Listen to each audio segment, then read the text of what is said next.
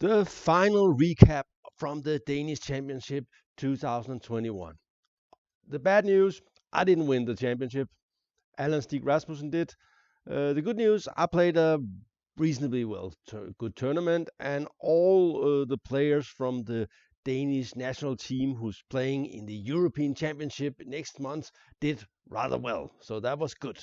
Um, anyway, let's go over the games, and then I will talk a little bit about the winner, Allan Stig Rasmussen, and my game against him in the final round, where I had the chance if I had won the game. I was not even close, unfortunately. Anyway, Jesper Thybo won his game against Jens Ove Friis Nielsen. It looked rather easy. Bad opening from Jens Ove, and Jesper was joined second with me, and that was well deserved. He was a bit unlucky to lose in the eighth round to Nikolaj, and that took him out of the race for the title. Boris Chatalbashev managed to come back with a win against Nikolaj, who I think probably had a nice position out of the opening. Seems like Boris's play is a little bit loose at the moment, so he I think, and he did have a bad tournament. 4 points is not very impressive for a grandmaster in this tournament, but this is sometimes it's up, sometimes it's down. I remember last year it was down for me, so I can sympathize with Boris. And Mikkel Antonsen redeemed himself a little bit by beating Poul Rewitz rather easily in some kind of reverse dodge. And Poul Rewitz, well, a 1.5 point out of 9 is tough. That must be hard. I wouldn't like to play in a tournament where I had this kind of result. To be quite honest. And the last game, Schandorff won with black against Martin Haubro, and that was some sort of a comeback for Schandorff, who's been having mediocre results the last 3 to 4 years. And this year he did really well, won a lot of games, and is back as a serious grandmaster. I would say it was like he was sort of slipping into the dark, and now he's sort of seen the light and is back on the scene. Okay, I had black against Allan Stig Rasmussen. What to do with black against him?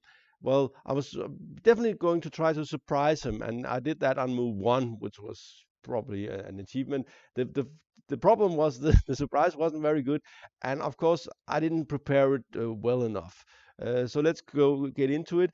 I can say that Allan is his fifth title, and he also won the Danish Blitz Championship, and he is a strong player. He is a very strong player. He's potentially 2600, and the big change for Allan has been that Leela came, because Allan has always been very influenced by computers, and earlier they were very materialistic, so Allan was very materialistic. But with Leela, it's not materialistic anymore, and Allan is much stronger when he's got the initiative than when he's defending. And I've been trying to convince him about that for many years, but he didn't listen to me, but he did listen to Leela, and that's very good for the national team. So I think he have decent chance of getting to 2600. He must be 25, 70, late 70s now, and I think that's a good chance. He should play a little bit more, and by the way, keep attacking Allan. That's the right approach. Okay, I'm black. E4. I spent most of my time preparing for D4 and C4, but what can you say? I also prepared for E4, and I decided to go for the Aljehin because I don't think he had anything prepared for this, and I had some weird ideas. It's not a good opening, I think, but it's not totally bad, and that's acceptable when you're trying to win as black. Getting both players to play on their own very fast. D6, and here earlier he played C4 and took on D6, and I prepared that, and that can lead to interesting positions, and I think it's not that easy for white to. It's recommended in all repertoire books because it's very easy to learn, but that doesn't mean it's good. It just means it's easy to learn.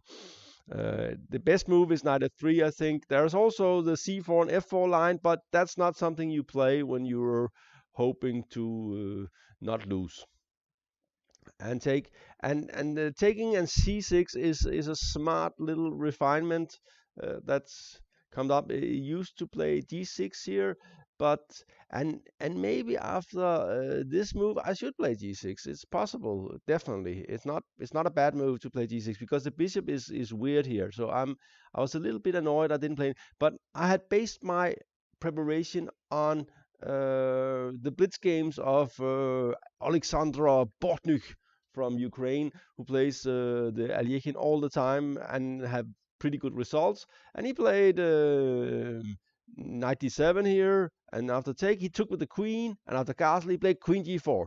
And this was played in 2 games, and they both took on g4, and the ending is, I think, would be nice for me to have against Allan. I would have decent pressure in the d file.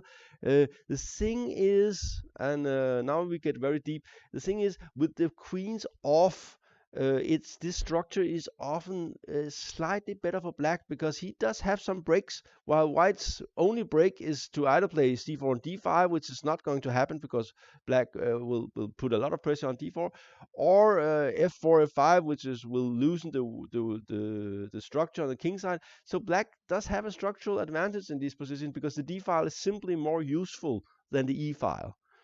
That's also why Caro-Kann endings, okay, in with white often has a little bit more space, but the h-pawn gone sailing to h5, but it's also a little bit, it's easy to lose with white because of this sort of dynamic. But bishop e2 is strong. I didn't see that. And here, maybe queen g6 is best. I played queen h4. I've seen this Botnik put the queen here every time in these similar positions. So, but I should probably stop following Botnik because after this, and here, this is a very strong move by Allan. And by the way, I think it shows here that Allan really has understood where his strengths are, that he plays bishop e2 and does not exchange queens. A lot of people would just exchange queens, saying that, okay, that's one queen closer to the draw, but that would have been a psychological mistake, I think, and it was very smart to play bishop e2. And I overestimated the attacking chances my queen would have on the king side. I overlooked something very simple in just a few moves. c4, knight f6, knight f4 might be possible, but it's after bishop f3, white is definitely better. d5, that's very strong. I'm just hoping to get my pieces out, and well, maybe I'm not going to. Bishop d7 might be a mistake. Here, I should probably accept that my structure will be ruined, and I have to go for dynamics. So I think the best move is e5, and just to get the bishop out and hope to get some play. He will probably win something on the queen side, take, and I don't know. But it's at least we are going down in flames here. After bishop d7, of course, this would be nice for black, and I would be pretty happy here.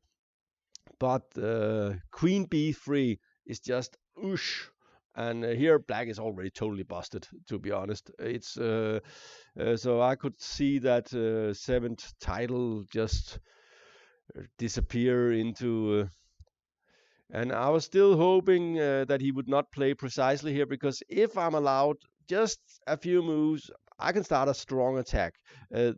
Bishop f3, and I completely overlooked that this was possible. I thought that after this I would always have this move, and then after this move I have knight e5, and I'm all good. Problem is, after knight e4 he just have bishop f4, and that is quite a good move, attacking in this diagonal here and defending here, and there's no any kind of pin. I cannot take an f2 or something. I don't know what I was thinking here. I must be crazy to overlook something like this, but well, maybe I was just tired. I don't know. So knight e4 is just bad. e6 is and of course he takes, and this is not the kind of structure you want for your king, to be honest. Queen a4. He doesn't even need any other pieces to attack. He just needs a queen. And the thing is, after something like this here, well, this is resignable. You can't play like that. I would not do that. I decided no matter what, I will not do that. So I found another move, king b8, just to get some sort of counterplay maybe one day. I'm hoping maybe that after something like this, I'll play rook c8, check, and here, and get my pieces out, and maybe I have some pressure on the c file. So it might be having a little bit of chances here. It's not great, but it's not impossible. But he just plays knight d2, super strong move, and it's coming to f3, covering everything, and I'm basically dead here. And the thing is, you have a rule, you cannot offer draw, so I just have to accept what's going on here. I could have offered a draw, because of course the title is much more important than the stupid 5 rating points.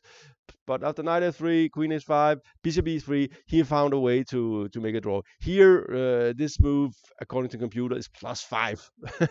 so it's just a horrible position for black. The knight will come to e5. There's no attack. Only white is attacking, and he will hit me pretty hard very soon.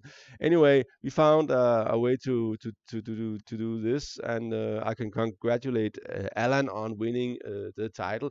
It was, by the way, a little bit interesting. The only game he lost was against Thybo, where he tried to play safe chess. So he should learn his lesson now. Don't try to play safe. Just give it all you got. This is how you maximize your results, especially when you're coming to the national team this next month, where Denmark will have a very interesting and strong team.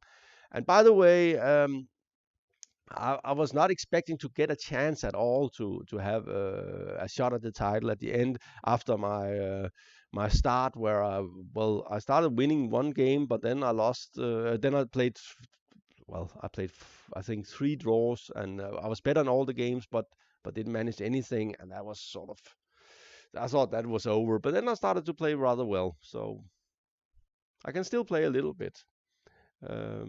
Anyway, this was GM Talks. I hope you enjoyed this kind of videos. They are not like our usual videos here on GM Talks, so please give feedback to this format where I show games from a tournament.